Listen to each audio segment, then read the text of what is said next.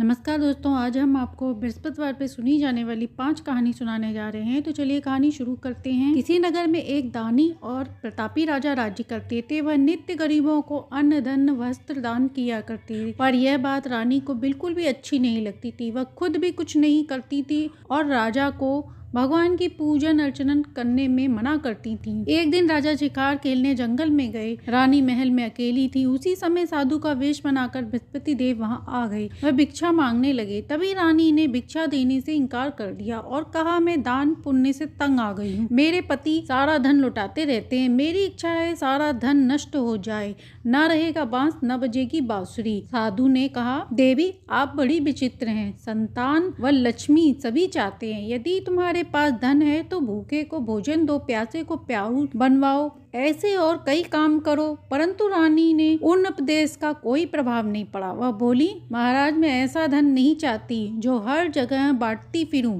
तब साधु ने कहा, जैसी तुम्हारी इच्छा। तो ऐसा करना, बृहस्पतिवार के दिन तुम घर लीपकर मिट्टी से अपना सिर धोकर स्नान कर लेना, भट्टी चढ़ाकर कपड़े धोना। ऐसा करने से तुम्हारा धन नष्ट हो जाएगा। इतना कहकर साधु चले गए। रानी ने 3 बृहस्पतिवार ऐसा ही किया। उनकी धन संपत्ति नष्ट हो गई। अब भोजन के लिए राजा का परिवार तरसने लगा। तब राजा ने रानी से कहा कि तुम यहीं रहो, यहाँ पर सब मुझे जानते हैं। परदेश जाकर मैं दूसरा काम करूंगा। यह कहकर राजा दूसरे देश चले गए। वहां पर वह जंगल से लकड़ी काट कर लाते और बेचने लगे। इसी प्रकार वह जीवन यापन करने लगे। उधर रानी व दासी बिना भोजन के दुखी हो गई। तो रानी ने अपनी दासी से कहा कि तुम मेरी बहन के यहाँ जाकर कुछ ले आओ। तो दासी रानी की बहन के यहाँ गई और वहां जाकर देखा उसकी धनवान बहन बृहस्पतिवार की पूजा कर रही थी। उसने कुछ ध्यान नहीं दिया। जब दासी कोई उत्तर नहीं मिला तो वापस आकर रानी को सारा हाल सुना दिया। रानी ने अपने भाग्य को कोसा। उधर रानी को बहन ने सोचा कि मेरी बहन की दासी आई थी पर मैंने उससे बात नहीं की। वह बहुत दुखी हुई होगी। कथा पूजन कर रही थी। मैं अपनी बहन के घर आई। वह बोली, हे बहन तुम्हारी दासी आई थी तो मैं बृहस्पतिवार की कथा पूजन कर रही थी। पूजन पूरा किए बिना न बोलते हैं न उठते हैं, इसलिए मैं नहीं बोली। बताओ दासी क्यों आई थी? तब रानी ने बताया कि बहन तुमसे क्या छिपाए, हमारे घर खाने तक को कुछ नहीं है। ऐसा कहते कहते रानी की आंखें भर आई थी। तब रानी की बहन ने कहा, भगवान बृहस्पति देव सभी का कल्याण करते हैं। जाओ देखो तुम्हारे घर का कोना कहीं अन्न होगा। तब उसने दासी को भेजा और सच में अनाज से भरा एक घड़ा मिला। तो दासी ने रानी को आकर बताया कि अनाज घड़े में मिल गया है। क्यों ना हम लोग इससे बृहस्पतिवार की पूजा विधि सुन लें, इससे हमारा कल्याण होगा। तब रानी ने बृहस्पतिवार कथा की विधि पूर्वक कहानी सुनी। तब उसकी बहन ने बताया, बृहस्पतिवार की पूजा चने की दाल गुड़ मुनक्के से की जाती है। बृहस्पति देव का पूजन व केले के वृक्ष की जड़ का पूजन करें। दीपक जलाएं, व्रत कथा सुने और पीला भोजन ही करें। दीपक जलाकर पीले फल फूल मिठाई, पीले वस्त्र पहनकर पीली चीजें चढ़ाएं। भगवान विष्णु का पूजन कर तुलसी दल अर्पण करें।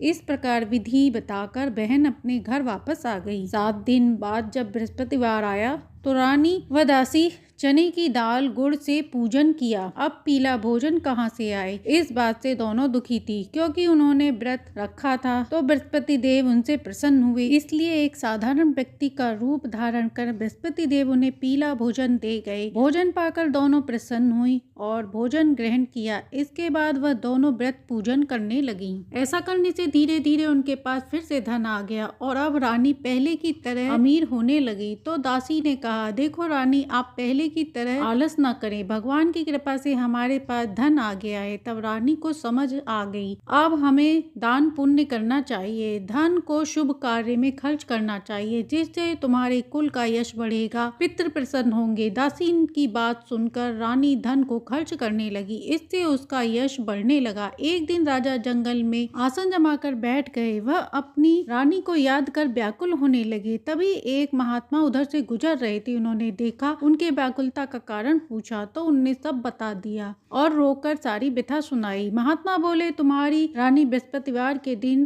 बृहस्पति देव का निरादर किया था, इसलिए ऐसा हो रहा है। अब तुम चिंता मत करो, मेरे कहे अनुसार चलो, तुम्हारे कष्ट दूर हो जाएंगे। भगवान पहले से भी अधिक संपत्ति देंगे। तुम गुड़, चना, मुनक्का का प्रसाद बनाकर चढ़ाओ। शुद्ध लोटे में जल मिलाकर उसमें थोड़ा गुड़ डालकर जल तैयार करो। कथा के पश्चात अपने परिवार में ये प्रसाद बांटकर स्वयं ग्रहण करो। ऐसा करने से तुम्हारी मनोकामना पूर्ण होगी। तब लकड़हारा बोला, लकड़ी बेचकर मुझे इतना धन नहीं मिलता। तब साधु ने कहा, तुम चिंता मत करो, बृहस्पति देव के दिन तुम लकड़ी लाना और बेचना, तुम्हें इतना धन मिल जाएगा कि तुम पूजा कर सको। इतना कह वह अंतर ध्यान हो गए। धीरे धीरे समय बीतता हुआ और बृहस्पतिवार का दिन आया। लकड़हारा जंगल से लकड़ी काट कर लाया और बेचने लग गया। तो उस दिन उसे ज्यादा मुनाफा हुआ और पैसे बचे तो उसने पूजा का सामान लाके तुरंत पूजा की। परंतु दूसरा बृहस्पतिवार आने पर पूजा करना वह भूल गया। इससे बृहस्पति देव नाराज हो गए। उसी शहर में राजा ने घोषणा कर दी कि कोई व्यक्ति आज के दिन भोजन न बनावे। इस दिन हमारे नगर में भोजन ग्रहण करे। इस आज्ञा को जो व्यक्ति नहीं मानेगा उसे फांसी की सजा दी जाएगी। सभी भोजन ग्रहण करने राजा के महल पहुंच गए। लकड़हारा देर से पहुंचा। राजा उसे अपने साथ लेकर भोजन करा रहे थे तो रानी की दृष्टि खूंटी पर पड़ी, जिस पर उसका हार लटका हुआ था। वहाँ हार दिखाई नहीं दिया। रानी को लगा इसी ने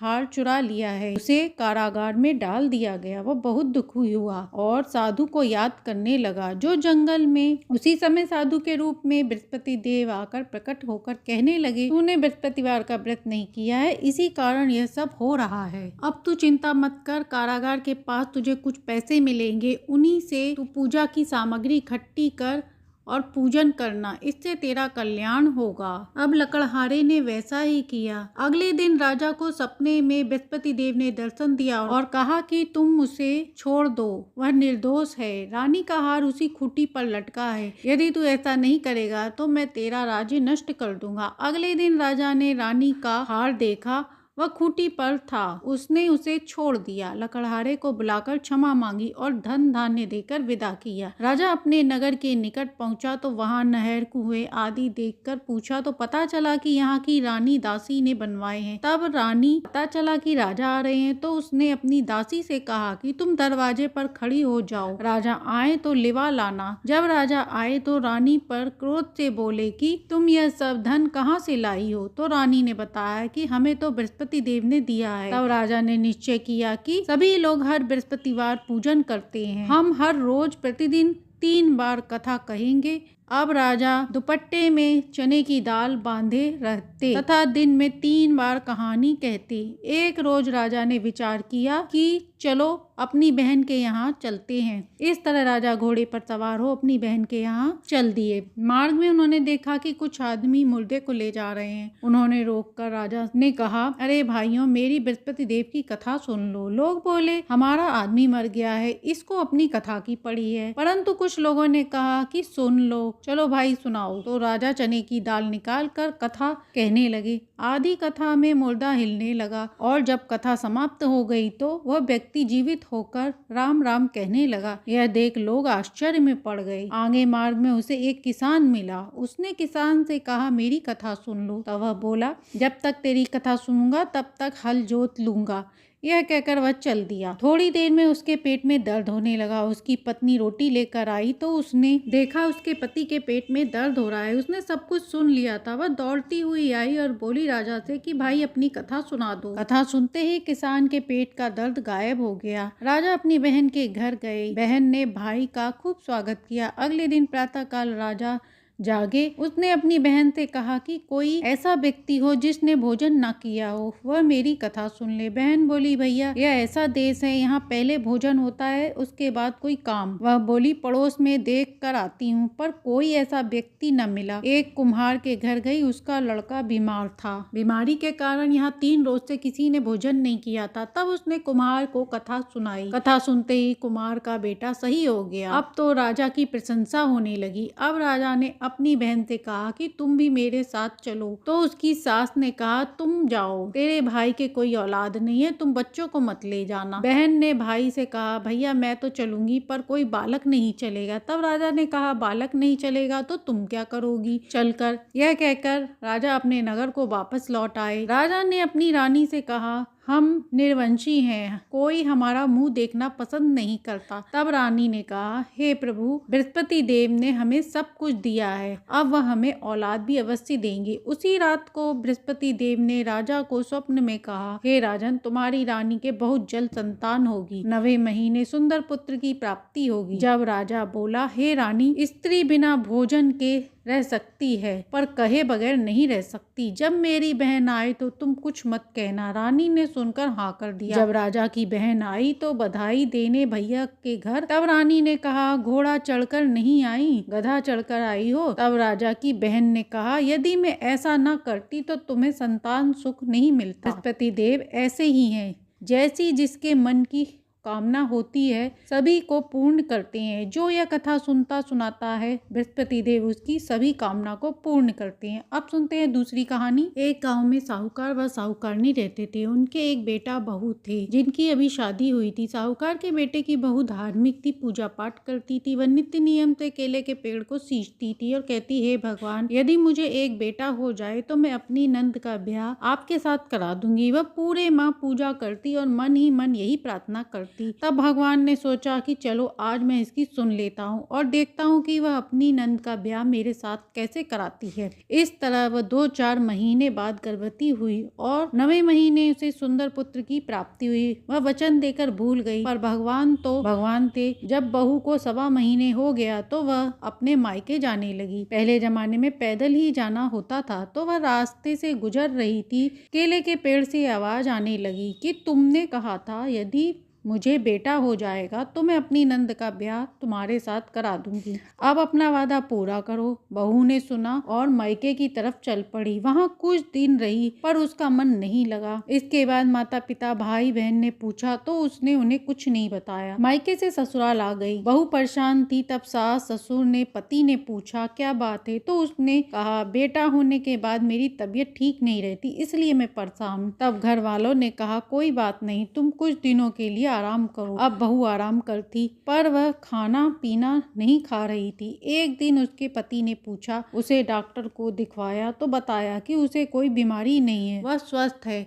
एक बार उसके दरवाजे पर एक युवक आया। वह साहूकार व साहूकारनी से बोला, मैं तुम्हारी बहू का मुंह बोला भाई हूँ। तब उन्होंने बहू को बुलाया तो बहू उस लड़के को पहचान न पाई और बोली, तुम कौन हो? मेरा तो कोई मुंह बोला भाई नहीं है। तब वह लड़का बोला, भाभी, मैं वही केले का पेड़ हूँ और आपको याद दिलाने आया हूँ। आप अपनी नंद की शादी मेरे से करवा रही हो ना? यह सुनकर वह घबरा गई। लड़का साहूकार के पास बैठ गया और बोला, मैं परदेश में कमाने गया था, ये बहन बहुत छोटी थी, मुझे पहचान नहीं पाई। तब उन्होंने कहा, अब तुम कुछ दिनों यहीं रहो। वह लड़के का व्यवहार सभी को अच्छा लगा। कुछ दिनों में साहूकार साहूकारनी अपनी पुत्री के लिए उसे पसंद करने लगे। बहू को जब पता चला तो उसे बहुत खुशी हुई। वह मन ही मन सोचने लगी कि मेरी परेशानी खत्म हो जाएगी। कुछ दिनों बाद घर वालों ने उसका विवाह कर दिया और नंद को लेकर वह लड़का वहाँ से चला गया। कुछ समय बाद रक्षाबंधन का त्योहार आया तो साहूकारनी ने अपने बेटे बहू से कहा कि रक्षाबंधन का त्योहार आने वाला है, तुम दोनों राखी बंधवाने चले जाना। बहू परेशान हो गई कि मैं अपने पति को लेकर कहाँ जाऊँ। कुछ समय बाद वह केले के पेड़ के पास गई और बोली, हे भगवान, आपने मेरी नंद से ब्याह किया है। मेरे ससुराल वाले कह रहे हैं पहली राखी पर तुम उनके घर जाओ, मैं कैसे जाऊं? तभी वहां आकाशवाणी हुई कि तुम अपने पति को लेकर यहीं आ जाना,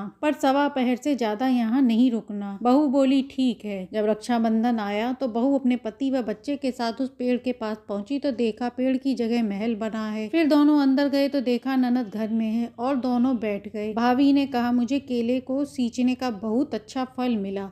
फिर बहन ने भाई को राखी बांधी। बाद में भाभी ने भी भगवान से मुंह बोला भाई को राखी बांधी। 1.25 पहर बीतने पर भाभी ने अपने पति से कहा कि अब हम घर चलना चाहिए। उसके पति का अभी इतनी जल्दी घर जाने का मन नहीं था। तब बहू ने कहा, हमारा बच्चा परेशान है। तब वह दोनों वहां से चल दिए। थोड़ी दूर आने पर भाई ने कहा, मेरी छतरी वहां रह गई है, चलो हम छतरी लेकर आते हैं। तब बहू ने कहा, बार बार वहां जाना ठीक नहीं, बहन का ससुराल है, अगर छतरी वहीं है तो जाने दो, हम दूसरी छतरी ले लेंगे। पर उसका पति नहीं माना और वहीं उसी पेड़ के पास गया तो क्या वहाँ मकान नहीं था, वहाँ एक केले का पेड़ था, छतरी वहीं लटकी थी। यह देखकर उसे आश्चर्य हुआ और वह बोला, तुम्हारे मुंह बोले भाई का घर कहाँ है? अभी तो सब यहीं था, अब कहाँ है? सच सच बताओ, तुमने मेरी बहन की शादी कहाँ करवा दी? तब बहू ने कहा कि आप घर चले, मैं घर पर सब बता दूंगी। घर आने पर बहू ने सास ससुर व पति को सारी बात बताई और कहा वह वहाँ पर बहुत खुश है। सभी ने यह सुना तो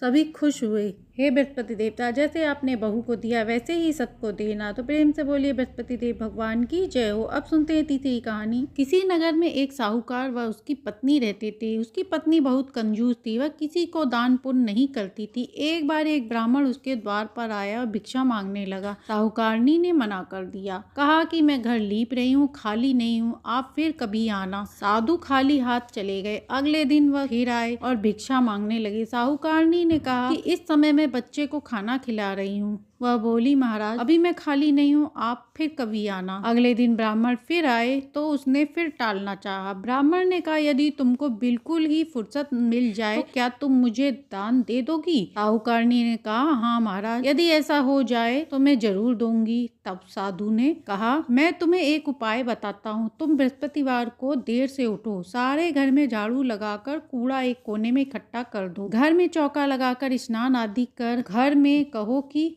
बृहस्पतिवार को हजामत अवश्य बनवाएं। रसोई घर के चूल्हे के पीछे खाना बनाकर रखो, सामने मत रखना। बृहस्पतिवार के दिन पीली चीजें मत बनाना और ना ही पीले वस्त्र पहनना। यदि ऐसा करोगी तो तुम्हारे घर में तुम्हें कोई काम नहीं करना पड़ेगा। साहूकारनी ने वैसा ही किया। देर से उठने के बाद पुरुषों को हजामत बनवाने को कहा, खाना चूल्हे के पीछे रख दिया। वह सब बृहस्पतिवार ऐसा ही करती रही। कुछ दिनों के बाद उसके घर में खाने को न रहा। थोड़े दिनों बाद महात्मा जी फिर आए। भिक्षा मांगी तो सेठानी ने कहा, महाराज मेरे घर खाने को अन्न नहीं है, मैं आपको क्या दूं? ब्राह्मण ने कहा, जब तुम्हारे पास था तब तो तुमने कुछ नहीं दिया, अब तुम्हारे पास अवकाश ही अवकाश है, तुम क्या चाहती हो? अब भी तुम कुछ नहीं दे रही हो। सेठानी ने कहा हाथ जोड़कर, महाराज कोई ऐसा उपाय बताएं जिससे मेरा घर फिर से पहले जैसा हो जाए। महात्मा जी ने कहा, लोटे में गंगा जल, हल्दी, गुड़, चने की दाल डालकर बृहस्पतिवार के दिन केले के पेड़ को सींचो और बृहस्पतिवार का व्रत करो। उस दिन पुरुषों से हजामत न बनवाओ, भूखों को अन्न दो, शाम को दीपदान करो। यदि ऐसा करोगी तो बृहस्पति देव तुम्हारी सब कामना पूर्ण करेंगे। सेठानी ने ऐसा ही किया। कुछ दिनों बाद उसके घर में धन धान्य से भर गया। हे बृहस्पति देव, जैसे उस सेठानी को दिया वैसे ही सबको देना। कहते सुनते हुकारा भरते के घर में सुख शांति समृद्धि देना। अब सुनते हैं चौथी कहानी। द्वापर युग में एक पराक्रमी राजा राज्य करता था। वह चारों वेदों का ज्ञाता था। उसकी रानी का नाम चंद्रिका था। रानी सुंदर पतिव्रता थी। उन दोनों के साथ पुत्र व एक कन्या थी। उस कन्या का नाम श्यामबाला था। एक बार लक्ष्मी जी के मन में ख्याल आया कि राजा के महल में जाकर रहे, इससे राजा को जो धन मिलेगा वह धन दौलत प्रजा में काम आएगा और किसी के घर जाने पर वह स्वार्थी होकर अपने ऊपर ही धन खर्च करेगा। ऐसा सोचकर माता लक्ष्मी बूढ़ी औरत का रूप धारण कर लाठी लेकर रानी के महल तक पहुंच गई। माता लक्ष्मी बूढ़ी थी। बूढ़ी औरत का रूप अवश्य धारण किया था, परंतु उनके चेहरे पर अलौकिक तेज निखर रहा था। बूढ़ी स्त्री को द्वार पर आए देख दासी सामने आई और उनका नाम काम जब सब पूछ डाला। तब माता ने कहा, बालिके मेरा नाम कमला है, मेरे पति का नाम भुवनेश्वर है, हम द्वारका में रहते हैं। तुम्हारी रानी पिछले जन्म में एक वैश्य की पत्नी थी। वह वैश्य बहुत गरीब था। वह दोनों हमेशा झगड़ा करती थी। इससे तंग आकर एक दिन वह अपना घर छोड़कर चली गई तथा जंगल में भूखे पेट भटकने लगी। उसकी यह दशा देख मुझे उस पर दया आ गई और मैंने उसे सुख समृद्धि देने वाली लक्ष्मी माता जी के व्रत के बारे में बताया। मेरे कहने पर उसने महालक्ष्मी जी का व्रत पूजन किया। उस तप के कारण महालक्ष्मी प्रसन्न हुई और उसकी गरीबी दूर हो गई। उसके घर में धन दौलत सब कुछ था। बाद में दोनों पति पत्नी स्वर्ग को सिधार गए। लक्ष्मी जी का व्रत करने के कारण वह लक्ष्मी लोक में रहे। इस जन्म में भी उनका जन्म एक राजा घराने में हुआ है, परंतु वह यह सब भूल गई है। उसे याद दिलाने के लिए मैं यहाँ आई हूँ। बुढ़िया की बातें सुन दासी ने उन्हें प्रणाम किया और महालक्ष्मी का व्रत कैसे किया जाता है इसके बारे में पूछा। बूढ़ी माँ के रूप में महालक्ष्मी जी ने उसे सारी विधि बताई। इसके बाद दासी प्रणाम कर रानी को बताने राजभवन में चली गई। राजभवन में रहते हुए रानी को अभिमान हो गया था। दासी द्वारा बुढ़िया की बताई बातों को सुनकर वह आग बबूला हो गई और महालक्ष्मी पर बरस पड़ी। गईं। रानी को यह मालूम नहीं था कि यह महालक्ष्मी बुढ़िया का रूप धारण करके मेरे महल में आई हैं। रानी का रूखा व्यवहार देख, अपने प्रति ऐसा व्यवहार देख बुढ़िया माता ने वहाँ रुकना उचित न समझा और वह वहाँ से जैसे ही चलने लगी तभी रानी की बेटी श्यामबाला वहाँ आ गई। श्यामबाला ने बूढ़ी औरत को दुखी मन से जाते देखा तो पूछा। बुढ़िया माई ने श्यामबाला को सारी बात बता दी। तब श्यामबाला ने अपनी माता की तरफ से बुढ़िया माई से माफी मांगी। माता को उस पर दया आ गई। उन्होंने श्यामबाला को महालक्ष्मी व्रत के बारे में बताया और उस दिन अगहन गुरुवार का पहला दिन था। श्यामबाला ने माता के कहे अनुसार विधि पूर्वक व्रत पूजन किया। उसके फलस्वरूप राजा के पुत्र से उसका विवाह हुआ। धन ऐश्वर्य के साथ ससुराल में आनंद पूर्वक वह रहने लगी। इधर श्यामबाला के जाते ही महारानी के ऊपर लक्ष्मी जी का प्रकोप हुआ और राजा का कारोबार नष्ट हो गया। अब राजा को खाने के लाले पड़ गए। रानी ने राजा से कहा, हमारा दामाद बड़ा राजा है, धनवान है, क्यों ना हम उसके पास जाएं तो वह जरूर हमारी मदद करेंगे। इस बात पर राजा दामाद के घर जाने को तैयार हो गए। रास्ते में एक तालाब पड़ा, वह वहां विश्राम करने के लिए ठहर गए। आसपास के लोगों ने देखा तो पता चला कि यह रानी श्यामबाला के पिता हैं। तब दासी ने श्यामबाला को सारी बात आकर बता दी। यह सुनकर रानी ने परिधान, वस्त्र आदि मंगवा कर उन्हें भिजवाए। ठाट बाट से अपने पिता का स्वागत किया। जब वह लौटने लगे तो खान पान कराकर सोने से भरा घड़ा भी दिया। राजा अपने राज्य में आए तो रानी ने उन्हें देखा तो वह बहुत प्रसन्न हुई। उन्होंने सोने से भरे घड़े को देखा तो धन के बदले वह कोयले में बदल गया। यह सब माता लक्ष्मी के प्रकोप से हुआ था। अगली बार रानी स्वयं अपनी कन्या श्यामबाला के पास गईं। उस दिन अगहन मास का अंतिम गुरुवार था। श्यामबाला महालक्ष्मी व्रत पूजन कर रही थी। उसने देखा तो अपनी माता को भी लक्ष्मी जी का पूजन कराया। जब रानी अपने घर आई तो उन्होंने अपना खोया हुआ राजपाट धन दौलत वापिस मिल गया। इसके बाद रानी हर साल अगहन गुरुवार व्रत पूजन करने लगी, जिससे उनके घर में अन्न धन के भंडार बढ़ने लगे। इस तरह रानी सुखपूर्वक जीवन यापन करने लगी। कुछ दिनों बाद राजकुमारी श्यामबाला अपने पिता के घर आई। अपनी पुत्री को देख रानी को पुरानी बातें याद आ गईं कि जब पहली बार राजा श्यामबाला के घर गए थे तो उन्होंने कोयले भरकर दे दिया था। उन्होंने श्यामबाला का आदर सत्कार नहीं किया।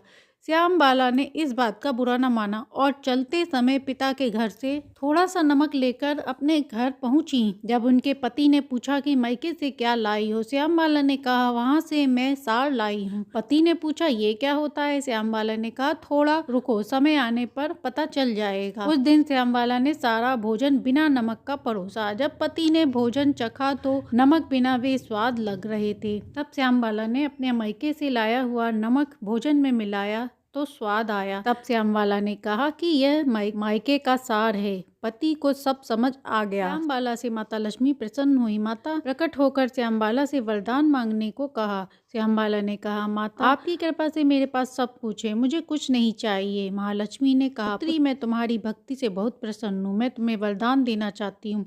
तुम जब तक यहाँ रहोगी सुख समृद्धि से रहोगी और मरने के बाद मेरे लोक में राज करोगी। इसी के साथ जो भी व्यक्ति तुम्हारी इस कथा को सुनेगा, कहेगा, मेरी कृपा उस पर सदा बनी रहेगी। इतना कहकर माता अंतर ध्यान हो गई। श्यामबाला अपने पति के साथ आनंद पूर्वक रहने लगी। अब सुनते हैं पांचवी कहानी। एक समय की बात है, लक्ष्मी जी ने जगन्नाथ जी से कहा, हे जगन्नाथ जी, हम मानते हैं कि आपकी महिमा बहुत है, पर यदि हमारी महिमा प्रकाशित हो जाए तो व्यक्ति आपको भूल जाएगा। जगन्नाथ जी बोले, आप तो श्रेष्ठ हैं ही, अच्छी बात है, पर लक्ष्मी जी ने कहा, मैं प्रमाणित करके दिखा दूंगी। जहाँ मेरा प्रकाश है वहाँ लोग आपको भूल जाएंगे। मैं प्रमाणित करके दिखाऊंगी। जगन्नाथ जी बोले, नहीं, हमें प्रमाणित की जरूरत नहीं है। पर लक्ष्मी जी कहाँ मानने वाली थी। तभी वहाँ से किसी की शव यात्रा जा रही थी। सभी राम नाम जप रहे थे। लक्ष्मी जी बोली, देखो आपकी महिमा लेकर जा रहे हैं और नाम भी आप ही का जप रहे हैं। अब मैं अपना प्रकाश दिखाती हूँ। प्रभु बोले, कर दो। इतने में ही वहाँ सोना चांदी गिरने लगे, आकाश में वर्षा होने लगी तो सभी शव रखकर धन बटोरने लगे। बस 4 लोग ही रह गए जो शव पकड़े थे। वह भी बोले,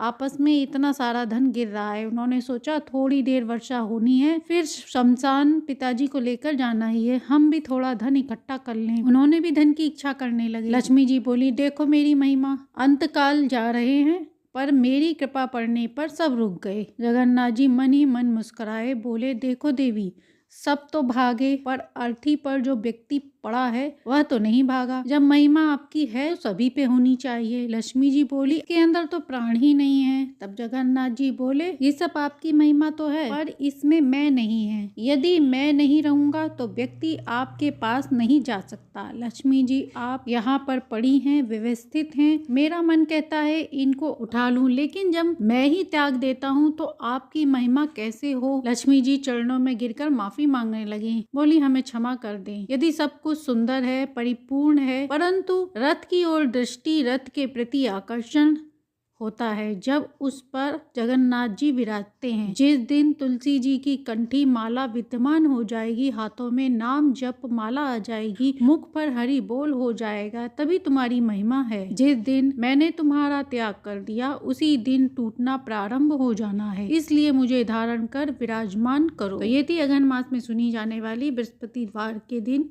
पांचों कहानी विष्णु भगवान की सुनने से घर में सुख शांति समृद्धि आती है। कहानी अच्छी लगी है तो लाइक एंड सब्सक्राइब करें।